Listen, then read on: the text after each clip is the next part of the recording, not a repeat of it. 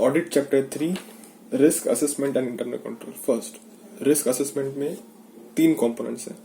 First is inherent risk, second is control risk and third is detection risk. Inherent risk is the susceptibility to of an assertion to a misstatement that could be material without considering the internal controls.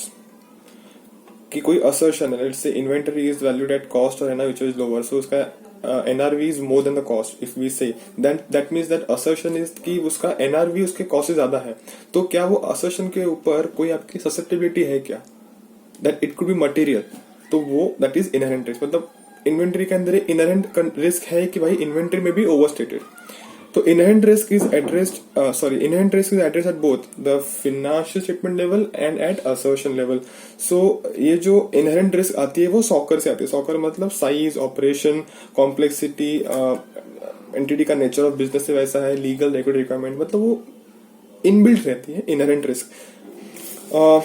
Control risk is the risk that internal control system will not PDC prevent, detect or correct the misstatement that could be material individually when aggregated with other misstatements. So that is a control risk. Some control risk will always be exist because of the inherent limitation of the internal control system. Then detection, the auditor will fail to detect a misstatement that could be material either individually or when aggregated with other misstatement. So audit risk is the inherent risk into control risk into detection risk. Risk of material misstatement is the inherent risk into control risk. Steps for risk identification. The risk है उसको करना identify, sir को पकड़ने का है। That is sir like unique response to CIA. SIR, S से आता है significance of assessed risk, I से आता है impact of its occurrence and R से आता है revise the materiality. Sir like, that is the likelihood of its occurrence. Sir like unique characteristics of a risk, consider the unique characteristics of a link, या फिर a characteristics of any TAD, that is class of transaction or transaction account balance or disclosure in designing the RAP. Sir like unique response, inquire and document the management response. CIA, C मतलब control, क्या consider any internal control in place and it's effectiveness. Internal control क्या लगा है वो risk के लिए। आई से आता है तुम्हारा impact of risk on each assertion, completeness, accuracy, validity, valuation, ये सब असर्शन से उसके ऊपर क्या रिस्क है, impact of risk on each assertion.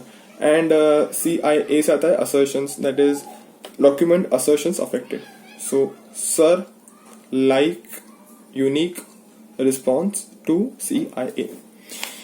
ये क्या था, steps for risk identification, sir के पीछे भागने का, steps for risk identification.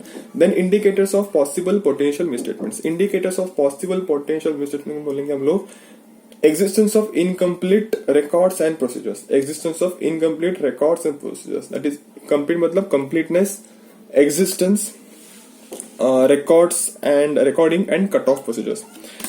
Audit procedures in case purchase are made without PO, ये एक एग्जांपल है जिसके तरफ आपको रिपोर्टिंग कैसे करना है। पहले तो कौन सा असर्शन है, फिर कौन से लेवल पे है, एट फाइनेंशियल लेवल और at assertion level, account balance level.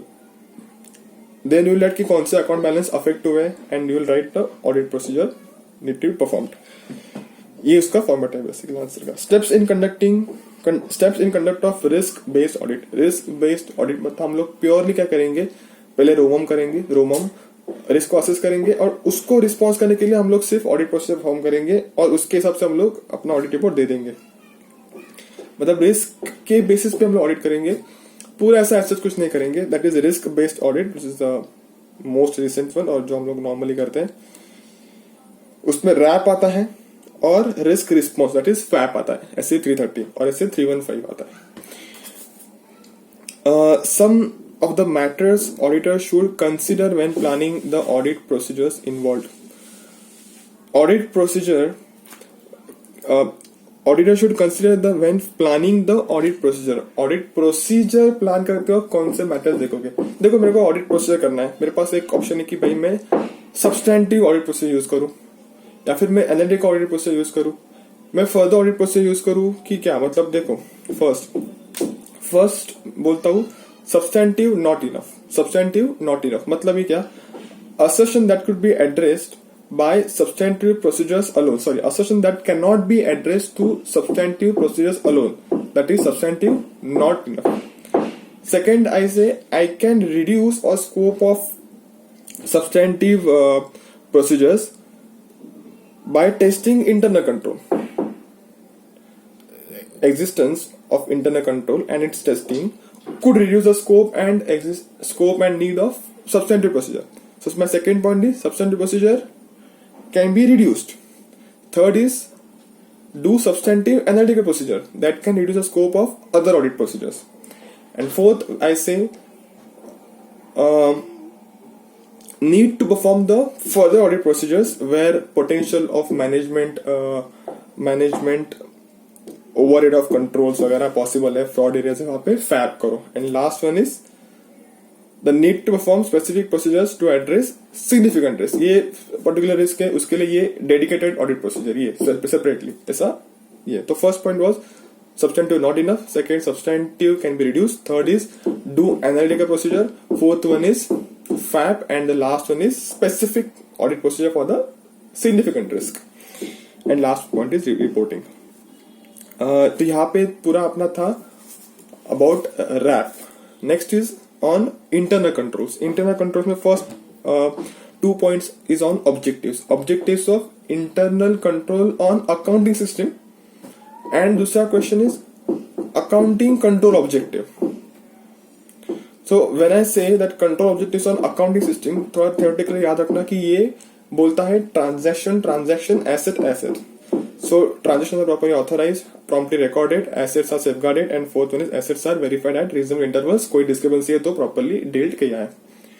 ये है accounting system का. Accounting control objective बोला तो हम लोग बोलेंगे वो अपना transaction should be properly recorded and valued on real time basis plus CDS. So transaction is properly recorded, posted, promptly recorded, posted, properly valued, real time basis मतलब transactions are real, they are timely recorded, and CD मतलब properly classified, disclosed and summarized. ये है accounting control objective. Then limitations of internal control. Internal control के limitations क्या है? तो normally याद रखो कि मतलब ये collision among employees, human errors, management overhead of controls, cost benefit analysis नहीं बैठता है, manipulation by management with respect to transactions or estimates and judgments in preparation of financial statements. तो ये कुछ unusual transactions, ये कुछ factors है because of which limitations आता है on internal control. Structure of internal control कैसा होता है? तो SOD होता है, SOD के बाद होता है authorization, documentation, adequacy of records and documentation, and last one is accountability and safeguarding of assets. ये part ignore करो, structure is not that important. Components of internal control, this question is important. तो components of internal control में आता है MICRA. M is monitoring, I से आता है information system, C से आता है control activities, control environment, risk assessment procedures. ये उसका पूरा pyramid है कंपोनेंट ऑफ इंटरनल कंट्रोल का. उसमें फर्स्ट इज कंट्रोल एनवायरनमेंट. अभी कंट्रोल एनवायरनमेंट मतलब कंट्रोल के बारे में कितना सीरियसनेस है, तो ये डिपेंड करता है ऑन TCWG. अगर बाप सीरियस है तो बेटा सीरियस होगा, अगर बाप ही मजे कर रहे हैं तो बेटे तो भी क्या सीरियस रहेंगे. तो फर्स्ट इसका है हम लोग की पार्टिसिपेशन बाय TCWG. तो TCWG आएंगे, हर एक को अथॉरिटी एंड रिस्पॉन्सिबिलिटी असाइन करेंगे, कम्युनिकेशन करेंगे, communication and enforcement of integrity and ethical values, commitment to competence, management philosophy and operating style, organization structure. ये points हैं about control environment. तो हम बोलेंगे मैनेजमेंट TCWG आएंगे, असाइन करेंगे, कम्युनिकेशन करेंगे, integrity and ethical requirement, commitment to competence, हाँ सब काम करेंगे, management philosophy and operating style and organisation structure. Then entities risk assessment. Risk मतलब वही अपना defining business objectives and goals, फिर उसको क्या रोक रहा है, that is identifying the events that are affecting the achievement of objectives, उसको साइड में लेके हम लोग will assess the likelihood and its impact, we will respond to mitigate the risk and assess the residual risk. Risk can arise or change due to certain circumstances. किस circumstances की वजह से risk में बढ़ोतरी घटती होती जाएगी? तो इसका यह है कि rapid growth in information system and technology, we need to hire new people and need corporate restructuring, changes in operating environment and new accounting pronouncements. तो रैपिड ग्रोथ होता है, टेक्नोलॉजिकल चेंज आता है, नए लोग आते हैं, कॉर्पोरेट रिस्ट्रक्चरिंग होता है, changes in operating environment and last point is new accounting pronouncement. ये सबके वजह से रिस्क होती है. Risk can arise due to following circumstances. Next is control activities. Control activities not important. Internal check system. Internal check system मतलब एक ने काम किया दूसरा चेक करेगा, फिर ऐसे काम करते आएगा. तो इंटरनल चेक सिस्टम ये ऑब्जेक्टिव क्या है? ऑब्जेक्टिव है कि भाई एरर्स एंड फ्रॉड्स नहीं हो, हर एक जो बंदा चेक करेगा उसको अपनी रिस्पॉन्सिबिलिटी समझ में आए, locate responsibility area, increase efficiency बढ़ेगी, जो रिलायबिलिटी है, इंटीग्रिटी ऑफ द बिजनेस वो बढ़ेगा, and prevent and avoid miss appropriation of assets. तो ये ऑब्जेक्टिव्स है इंटरनल चेक सिस्टम के कि एरर्स एंड फ्रॉड्स नहीं हो, हर एक बंदा अपने काम चेक के लिए चेक पॉइंट के रिस्पॉन्सिबल रहेगा, एंड इससे एफिशिएंसी बढ़ेगी और जो एंटिटी की इंटीग्रिटी है वो बढ़ेगी, और मिस अप्रोप्रिएशन ऑफ एसेट्स वगैरह कम होगा. अभी ये इंटरनल चेक सिस्टम को इफेक्टिव बनाने के लिए कौन से फैक्टर जरूरी है? तो पहले बोलते भी हमने इंटरनल चेक सिस्टम लगाया, बट वो काम तभी करेगा जब प्रोसीजर एक स्टैंडर्ड फ्लो में हो रही है. ऐसा नहीं कि इसको ओवरपास करके सीधा ये कर रहे हैं, फिर ऐसा नहीं. तो there has to be standardisation of process. ये होगा, फिर उसका ये चेक करेगा, फिर ये करेगा, ऐसा. Second point is each individual should understand the responsibility, that is clarity of responsibility. Third is division of work, कि ये तू ये कर, so that responsibility मेरा ये तेरा ये, ऐसा responsibility बटेगा. Division of work, and फिर लास्ट में ये सब प्रोसेस का होना चाहिए टाइमली अप्रेजल. तो ये चीजें जरूरी है to maintain the effectiveness of internal check system. Next question is general conditions pertaining to the internal check system may summarize. Internal check system मतलब पहले तो चेक सिस्टम है ये कब बोलेंगे, उसके लिए क्या होना चाहिए, कंडीशंस क्या है? तो first is no complete control, no चोरी. नो कंप्लीट कंट्रोल, एक बंदे के पास कंप्लीट कंट्रोल नहीं होगा, जॉब रोटेशन होगा. At least employees must be encourage to go on leaves, ताकि वो लीव्स पे जाए और उसके पीछे क्या चलता है वो मत देखे.